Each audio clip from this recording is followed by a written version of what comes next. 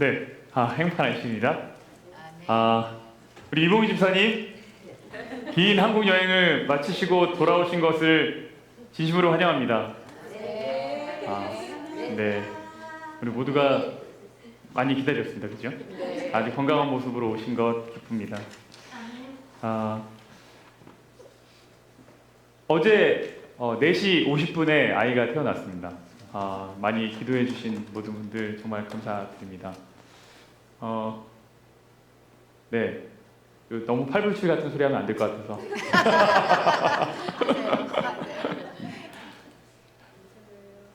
네, 저희 아이들 중에는 제일 크게 나왔습니다. 3.75로 나왔는데 저희들 보통 3.2 정도였는데 그래도 무사히 잘 순산해서 막 그 퇴원을 하자마자 저는 이제 옷 갈아입고 그냥 왔습니다. 그래서 불이 다 켜가지고 지금은 집에 잘 도착했습니다. 다시 한번 기도해 주신 모든 분들께 진심으로 감사를 드립니다. 지난주 우리는 민수기 15장을 살펴보았습니다. 삶의 목표를 잃어버린 이스라엘 백성들에게 다시 소망을 주시는 하나님을 보았죠. 그 땅에 들어가지 못할 것이다 라고 얘기해서 낭망할 것 같은 그들에게 바로 무슨 말씀을 주셨냐면 그 땅에 들어가서 무엇을 할 것인지에 대한 이야기를 해주셨습니다. 다시 나아갈 힘을 주신 하나님이었습니다. 오늘은 민수기 16장을 살피면서 고라의 반역이라는 제목으로 말씀을 나누겠습니다. 제가 사실은 이걸 이렇게 준비를 이렇게 하다가 갑자기 오늘은 설교 중간에 끊어질 거예요. 보니까 내용이 이렇게 좀 두 분으로 나누는 게 좋겠다 싶어서 오늘 하다가 다다음 주겠네요. 다음 주는 이제 기도 주일이니까 다다음 주에 이어서 좀 하도록 하겠습니다. 그럼 민수기 이야기 속에서 모세는 여러 번 리더십의 위기를 겪었습니다. 한 번은 고기를 먹고 싶다는 이제 이유로 백성들에게 위기를 불평을 했고 백성들이 불평을 했고 한 번은 누나 미리암과 그의 형 아론이 자신들을 신경 쓰지 않고 내린 결정 리더십을 이렇게 나눠주고 이렇게 한 것 때문에 이제 또 불평해가지고 괜히 모세의 아내를 빌미 삼아서 핑계 삼아서 한 번 또 반역을 했고요. 한 번은 가나안 정탐 이후 가나안 백성들이 너무 강하게 보여가지고 두려워하면서 우리는 가나안 못 갈 것 같다. 그러지 말고 우리 지도자 한 명 세워서 다시 애굽으로 돌아가자 라고 하면서 이렇게 또 한 번 위기가 있었죠. 이 모든 시간들이 모세에게 굉장히 큰 위기였습니다. 그런데 오늘 우리가 살펴볼 민수기 16장에 있는 이 고라의 반역 사건은 이전과는 또 다른 차원의 조금 더 어렵고 곤란한 차원의 위기라고 볼 수 있겠습니다. 이스라엘이 이제 뭐 무리를 지어가지고 아주 이제 조직적으로 모세를 좀 거스르는 일이 생깁니다. 먼저 이 모세를 거스른 이 반역에 가담한 인물들을 좀 살펴보겠습니다. 처음에 누가 나와요? 레위의 증손 고핫의 손자 이스할의 아들 누구예요? 고라입니다. 이들이 뭘 하냐면 그 다음에 루벤 자손 엘리압의 아들 다단과 아비람과 벨렛의 아들 오니 당을 짓고 당을 뭐예요? 회당을 짓는다는 게 아니라 그룹을 만들었다는 게 그룹을 만들었다. 근데 원어적으로 보면 일어섰다입니다. 그들이 다 세를 규합해서 모세를 향해서 일어선 겁니다. 저항하고 나아가는 겁니다. 이스라엘 자손 총회에서 택함을 받은 자 곧 회중 가운데서 누구예요? 이름 있는 지휘관. 이제 여러분이 가진 성경이 개역 한글판이면 유명한 어떤 족장으로 등장을 할 텐데 250명과 함께 일어나서 모세를 거스른다 이렇게 이야기를 했습니다. 먼저 왜 이들이 반역을 했을까? 왜 모세를 거스렀을까? 지금 하나님이 소망을 주셨잖아요, 그죠? 그러면 이 소망을 가지고 다시 이렇게 마음을 으쌰으쌰해서 다음 단계로 이제 가야 될 것 같은데 이들이 왜 이런 결정을 했을까? 좀 살펴보겠습니다. 첫 번째 등장하는 인물이 누구냐면 고라입니다. 고라. 레위의 자손 고핫의 손자입니다. 이 고라가 누구냐면 이스할의 아들인데 이게 레위의 증손이잖아요. 출애굽기에 보면 누군지 정확하게 나오거든요. 자, 고핫의 아들들은 아므람과 이스할과 헤브론. 이스할 낳았죠? 자, 근데 고핫의 아들 둘이 있어요. 하나는 누구예요? 아므람이고 하나는 이스할입니다. 이스할의 아들이 고라예요. 근데 아므람의 아들이 누군지 한번 보겠습니다. 20절. 아므람은 그들의 아버지의 누이 요게벳을 아내로 맞이하였고 누가 누굴 낳아요? 아론과 모세를 낳아요. 아, 고라가 누구냐면 아론과 모세의 사촌입니다. 친사촌. 자, 고라의 아버지가 이스할이고요. 아론의 아버지가 아브람이에요. 아므람과 이스할은 한 아버지 밑에서 났어요. 그래서 이들이 누군지 알게 됐냐면 고라는 모세와 아론의 사촌이라고 알게 되죠. 왜 이 고라가 반역을 했을까? 가만 보니까 이 10절을 볼게요. 민수기 16장 10절. 하나님이 너와 내 모든 형제 레위 자손으로 너와 함께 가까이 오게 하셨거늘 너희가 오히려 뭐한대요? 제사장의 직분을 구하느냐. 고라는요, 성전에서 성전 기물을 담당했던 레위인 중에 하나예요. 레위인 중에 특별한 직책을 맡은 사람들이 있었습니다. 고라가 고핫과 무라리와 게르손 이렇게 맡았거든요. 근데 그 고핫의 자손 중에 고라가 있는 거죠. 그러니까 고라는 성전의 기물을 담당했던 아주 중요한 역할을 담당했던 사람이에요. 근데 지금 고라가 무엇을 탓해요? 무엇을 탐내고 있습니까? 제사장 직분을 탐내고 있어요. 그러니까 이런 거예요. 아니, 나도 레위 자손인데, 나도 고핫 자손인데, 아니, 모세랑 아론도 똑같이 고핫의 자손인데, 당신은 지도자, 모세는 당신 지도자하고, 아론은 제사장, 대제사장하고, 나는 이게 뭐야? 라고 하는 생각이 고라에게 있었던 거예요. 고라가 태생적으로는 자신과 크게 차이가 없는 모세와 아론을 향해서 뭐 하는 거냐면 질투한 거예요. 그래서 그들은 이제 사제직을 갈망했던 거죠. 이 일에 적극 동조했던 사람이 있습니다. 그게 누구냐면 르우벤이에요. 르우벤 자손 엘리압의 아들 다단과 아미람. 르우벤의 자손입니다. 르우벤은 누구죠? 원래 야곱의 아들 중에 한 명인데 몇째 아들이에요? 장자죠. 첫째 아들이에요. 볼게요. 르우벤아 너는 뭐예요? 장자요. 야곱의 장자예요. 그리고 이렇게 얘기하는데 내 능력이요 내 기력의 시작이라. 야, 너야말로 나의 능력이다. 너야말로 나의 힘의 원천이다. 얼마나 그 장자로서의 특별한 권위를 가지고 있었는지 몰라요. 그런데 다음 보세요. 위풍이 월등하고 권능이 탁월하다마는, 야, 너가 진짜 대단하지만은 물의 끓음 같았은즉 너는 뭐하지 못했대요? 탁월하지 못하리니 잘못한 게 있어요. 너가 아버지의 침상에 올라 더럽혔습니다.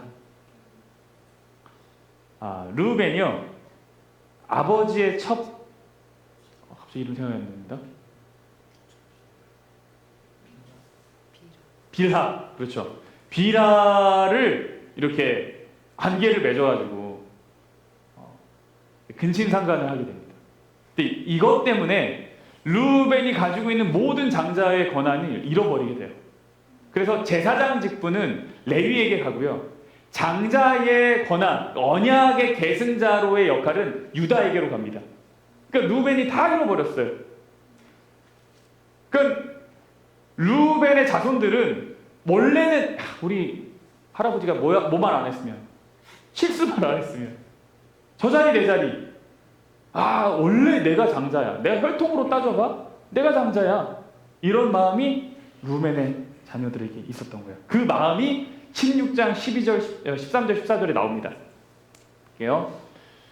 내가 우리를 젖과 꿀이 흐르는 땅에서 이끌어내어 광야에서 죽이려 함이 어찌 작은 일이기에 오히려 스스로 우리 위에 뭐가 되려 하느냐?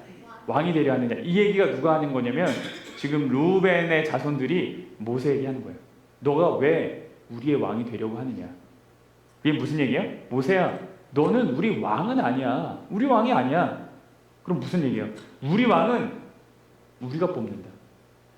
우리는 너를 인정하지 않는다. 이렇게 얘기하는 거예요. 이뿐 아니라 내가 우리를 젖과 꿀이 흐르는 땅으로 인도하여 드리지도 아니하고 밭도 포도원도 우리에게 기업으로 주지 아니하니 내가 이 사람들의 눈을 빼려느냐? 우리가 올라가지 아니하겠노라. 이게 무슨 얘기야? 왜 너가 우리를 가나안 땅으로 인도하지 않느냐? 왜 그 가나안 땅의 기업을 우리에게 주지 않기로 결정하느냐? 그 사실은 모세가 결정한 겁니까? 아니, 하나님이 가시지 못하게 한 건데 이제 루벤 자손들이 계속 이 부분을 가지고 이제 공격하는 거예요.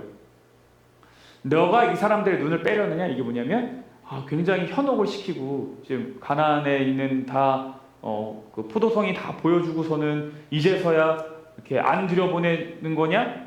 왜 너 우리한테 사기쳐? 뭐 이런 거예요. 너는 우리 왕이 아니야. 지도자가 아니다. 이 얘기예요.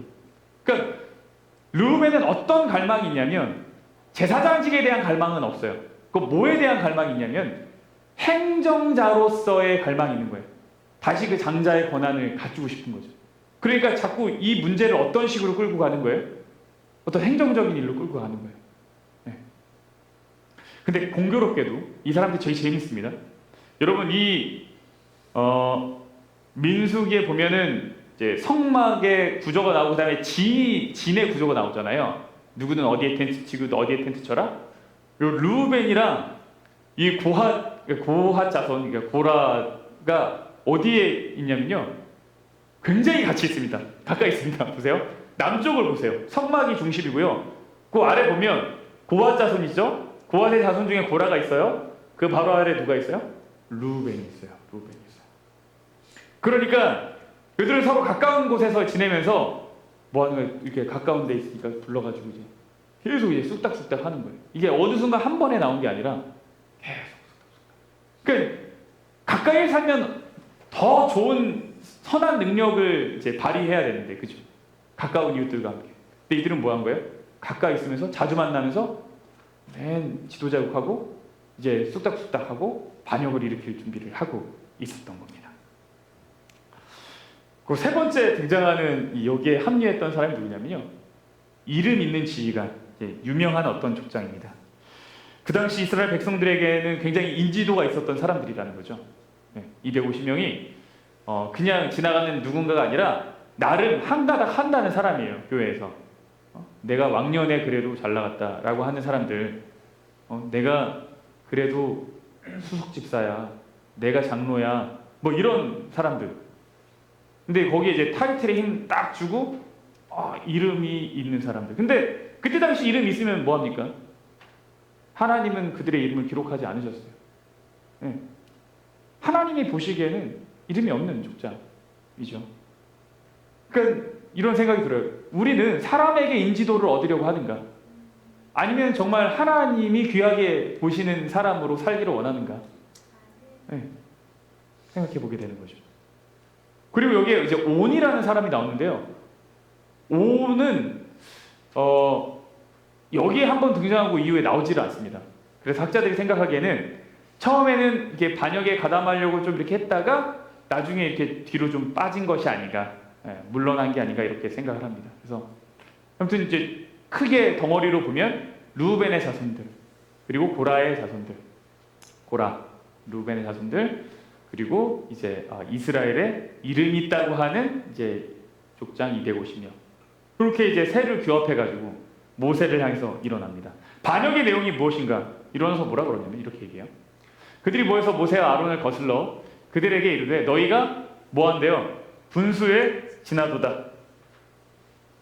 회중이 다 각각 거룩하고 여호와께서도 그들 중에 계시거늘 너희가 어찌하여 여호와의 총회 위에 스스로 높이 있느냐.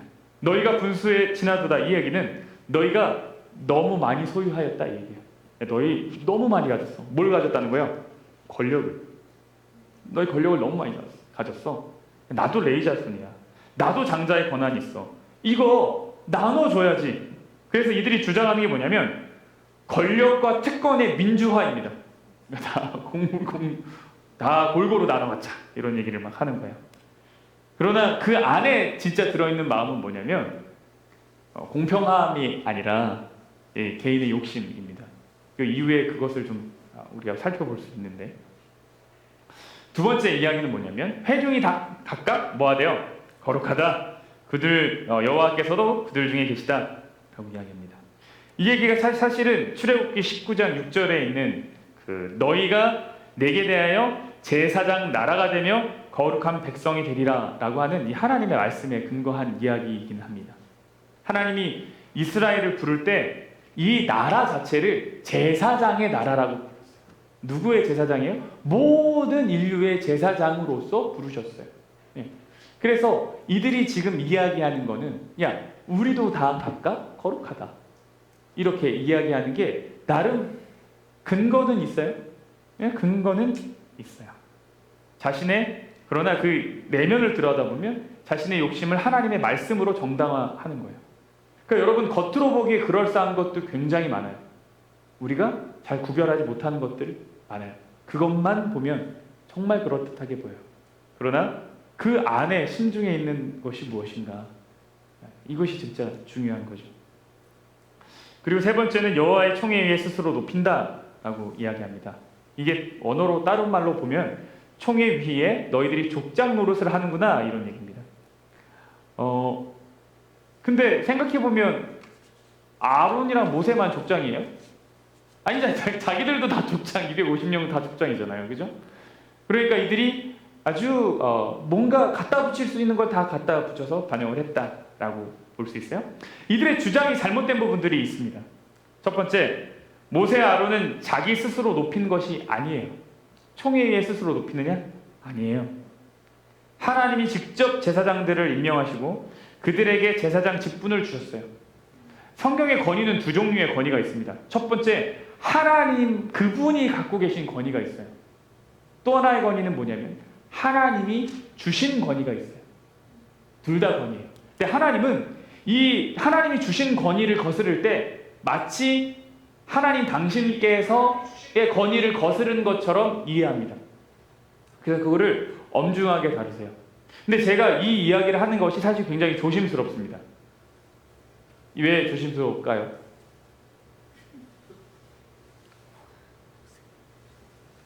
자칫 잘못하면 저는 하나님께 권위를 받았습니다. 네, 저한테 뭐 하지 마세요? 함부로 하지 마세요. 이렇게 전혀 그렇게 안 들리시는군요. 종종 이렇게 하시는 경우가 도로 있으니까요. 근데 완전히 잘못 생각하는 거죠. 스스로 권위를 세울 수 있는 사람은 아무도 없어요. 성경에는 두 종류의 권위만 있어요. 하나님 당신께서 가지신 권위, 또 하나는 뭐예요? 하나님이 주신 권위. 이 두 개밖에 없어요. 내 스스로 세울 수가 없어요. 네. 그러니까 내 스스로 권위를 망치는 일들만 있어요. 내 스스로 세우는 일은 없어요. 그래서 제가 이렇게 이 성경의 이야기를 말씀드릴 때 결코 오해 안 하셨으면 좋겠습니다. 그리고 두 번째 이들이 잘못 생각하는 건 뭐냐면 노예로 지냈던 애굽을 젖과 꿀이 흐르는 땅으로 미화하고 있어요. 그러니까 애굽이 젖과 꿀이 흐르는 땅이라고 생각해요. 계속 그들의 대화는. 그리고 모세는 스스로 왕이 되려고 한 적이 없죠. 네. 근데 이제 그런 식으로 또 공격을 하고요. 가나안 땅으로 들어가지 못한 이유를 이스라엘 백성들의 반역 때문인데 모세 탓으로 하고 있어요. 결국 핑계는 이렇게 이야기하지만 그 내용을 살펴보면 그 마음에는 뭐냐면 권력과 탐욕이죠. 네. 과정을 좀 정리해 볼게요. 이들은 첫 번째, 자신이 부여받은 일에 대해서 소중하게 여기지 않았어요. 첫 번째. 두 번째, 그래서 뭐 했어요? 당을 만들었고 새를 규합했어요. 세 번째, 적절한 명분을 찾았어요. 그리고 네 번째, 그들의 생각에서 나누면서 이스라엘 백성들에게 퍼뜨렸던 이야기 뭐냐면 모세가 아니라 고라였으면 우리가 가나안에 들어갈 수 있었을 텐데 라고 하는 생각을 퍼뜨리기 시작합니다. 네. 부조한 선지자를 보면 그런 언급이 나옵니다. 반역하는 내용이 이거예요. 다시 정리할게요. 내가 가진 걸 소중하게 여기잖아요. 두 번째, 당을 만들고 새를 규합해요. 세 번째, 명분을 찾아요. 네 번째, 모세가 아니라 고라였다면 달랐을 텐데. 이런 의심과 생각들을 퍼뜨리고 있는 거예요. 그러니까 이게 결국은 이제 우리에게 보여주는 것이 뭘까요? 이 내용은 엘렌 화이트는 이렇게 표현합니다.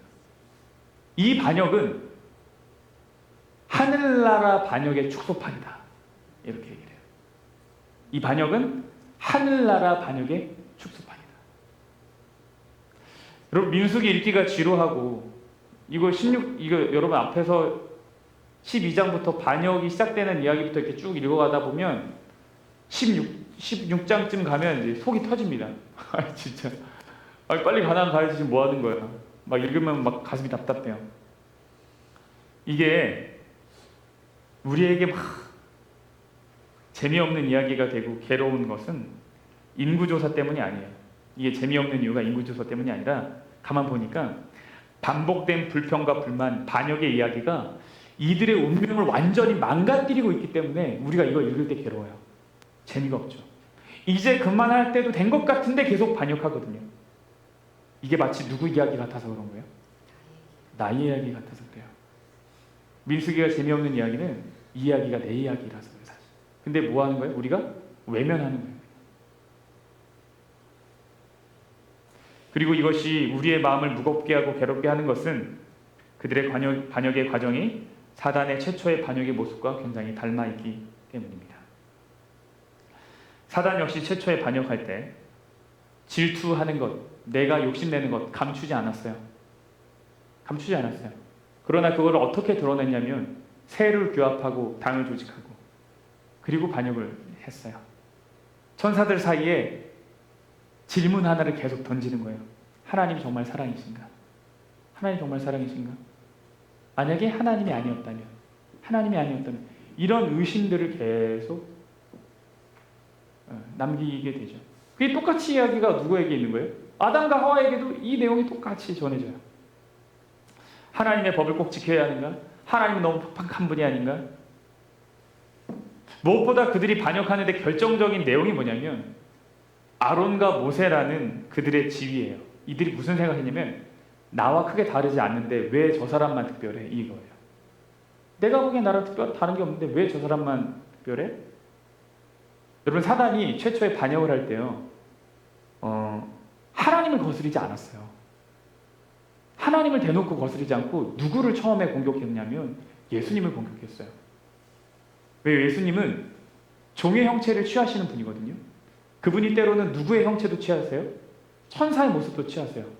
그래서 아브라함 앞에 누구로 나타나세요? 사자로 나타나세요. 여호수아 앞에서도 사자로 나타나세요. 그 여호수아가 막 이렇게 그 사자 앞에서 절하고 경배하거든요. 천사는 절대 인간의 경배를 받지 않아요. 예, 가브리엘도 자신한테 경배하려고 하는 그 인간들한테 뭐라 그러냐면, 야, 나한테 경배하지 마. 나는 경배를 받는 분이 아니야. 경배를 받으실 분은 오직 하나님이지라고 이야기했어요. 근데 여호수아 앞에 선 천사는요, 그 경배를 받아요. 그 사자가. 예. 그리고 이분이 뭐로 나중에 나오냐면 다니엘서의 미가엘로 나와요. 그러니까 미가엘은 뭐냐면 천사의 이름이거든요. 천사들의 장. 그러니까 여러분, 예수님은 인간의 모습도 취하지만 누구의 모습도 취하세요? 천사들의 모습도 취하세요. 루시퍼가 생각한 거예요.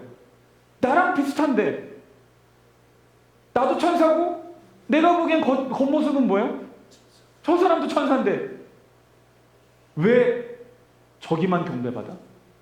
왜 저기만 특별해? 이런 생각을 갖는 거예요. 그래서 이 생각을 놓치지 않고 키워나가는 거예요. 그래서 새로 규합하고 반역에까지 이르게 되는 거예요.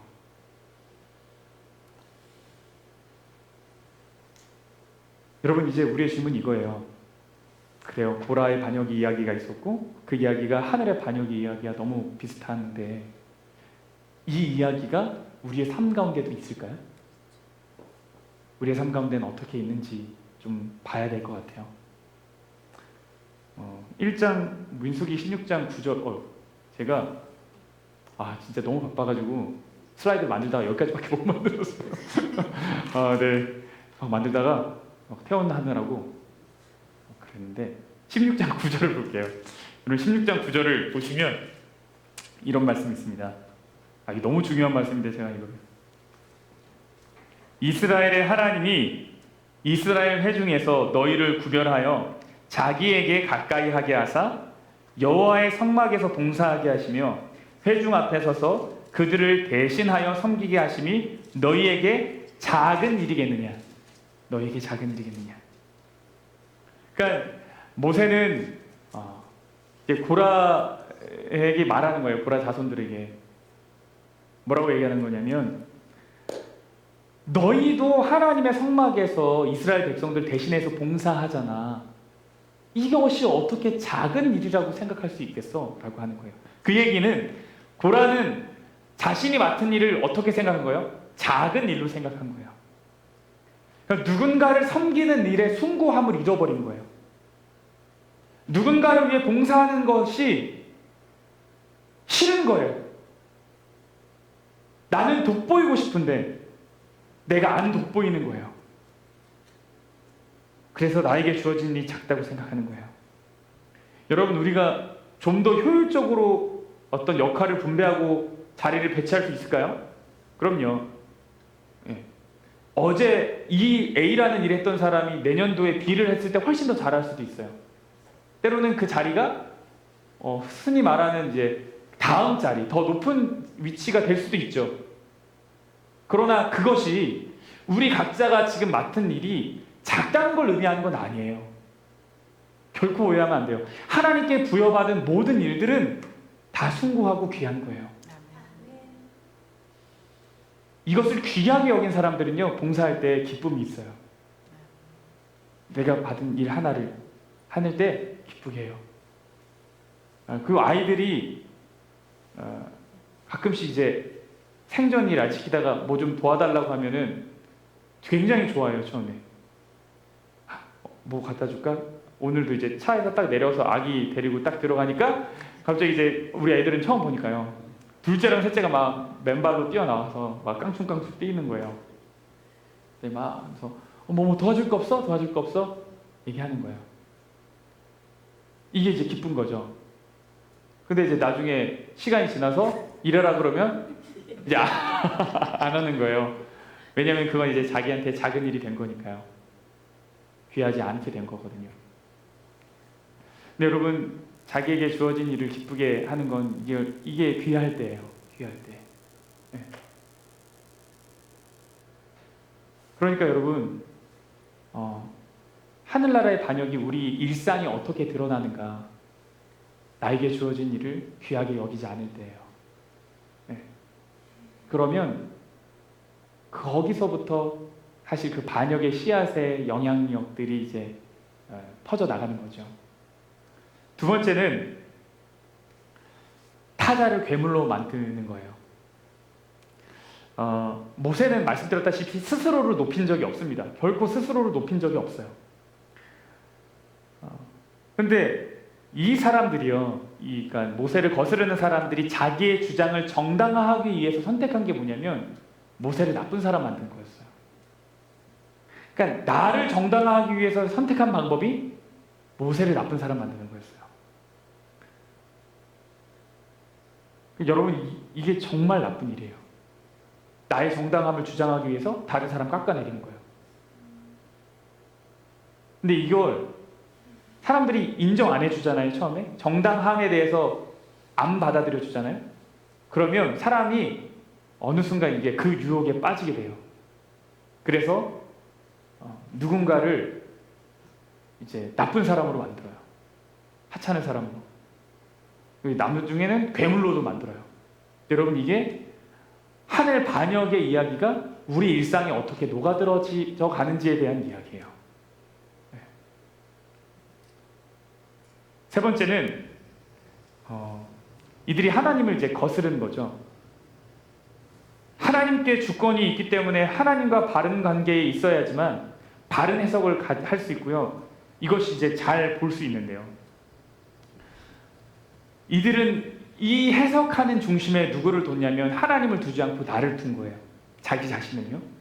그러니까 우리도 무엇인가를 해석하는 일에 있어서 누구를 두면요, 나를 중심으로 두면 그것이 또한 하늘 반역의 이야기에 모습을 담고 있는 거라고 생각할 수 있어요.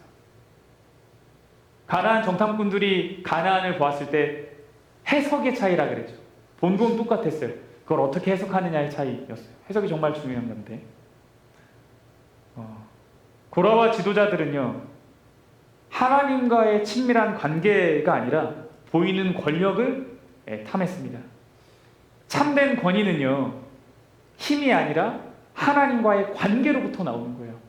하나님과의 관계요. 그래서 이거는 내가 스스로 세울 수 있는 것이 아니에요. 내가 하나님과의 관계가 깊어지면 자연스럽게 하나님께서는 그 영적 권위를, 영향력을 갖게 해주세요. 저를 높이 드신다, 우리를 높이 든다는 얘기가 아니라 우리에게 더 많은 일을 맡기세요. 그거 자체가 이제 권위가 생기는 거거든요. 그런데 그들은 중심에 자기를 두었기 때문에 이런 오류에 빠지게 됩니다. 관계보다는 보이는 권력에 더 집중하게 되는 거예요. 이것이 이제 하늘 반역의 이야기가 우리의 삶 가운데 어떻게 드러나는가에 대한 이야기입니다. 그러니까 정리하면 이런 거예요.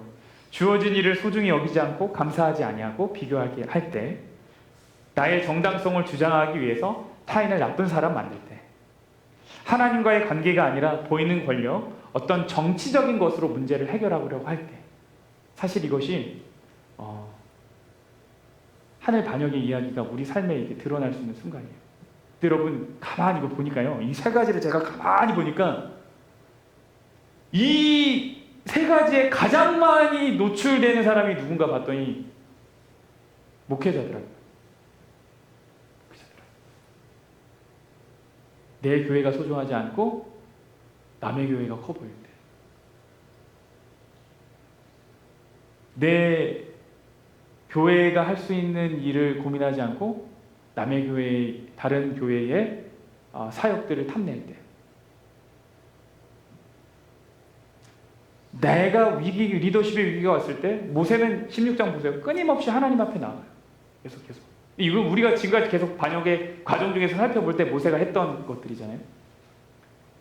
근데 그때 나의 정당성을 이야기하기 위해서 다른 사람을 비방하는 자리, 너무 쉽게 할 수 있는 자리가 목회자의 자리더라고요. 그리고 세 번째도 마찬가지예요. 위기가 닥칠 때요, 목회자의 자리가 보니까 권력을 잘 보는 자리예요. 누구에게 힘이 있는지를 파악하기 굉장히 쉬운 자리예요. 네. 근데 이런 위기를 어떤 정치적인 방법으로 해결하려고 하는 유혹이 너무 많아요. 그럴 때도 있고요. 이거 다 누구에게 가장 위험한 거냐면 보니까 목회자더라고요. 여러분, 이 말씀을 하나님의 말씀으로 받아들이시는 여러분들 아마 목사님뿐 아닙니다라고 마음속으로 생각하실 거예요. 그런 생각을 가지시고 이 말씀을 하나님의 말씀으로 받아들이시는 모든 분들께 하나님의 축복이 있고 또 성령 하나님의 인도하심이 있을 줄 믿습니다. 우리가 우리의 삶 가운데서도 그 반역의 이야기들이 곳곳이 녹아들어 있다는 것을 깨닫고 그 일에 영적으로 민감하고 우리의 마음이 하나님 앞에 순결한 자로 세워져 가기를 소망했으면 좋겠습니다. 다음 시간에는요, 이 문제를 하나님이 어떻게 다루시는지를 좀 보겠습니다. 문제를 다루시고 어떻게 해결하시는지까지 좀 보겠습니다. 오늘은 여기서 말씀을 마무리하겠습니다. 우리 함께 일어나셔서 찬양하겠습니다.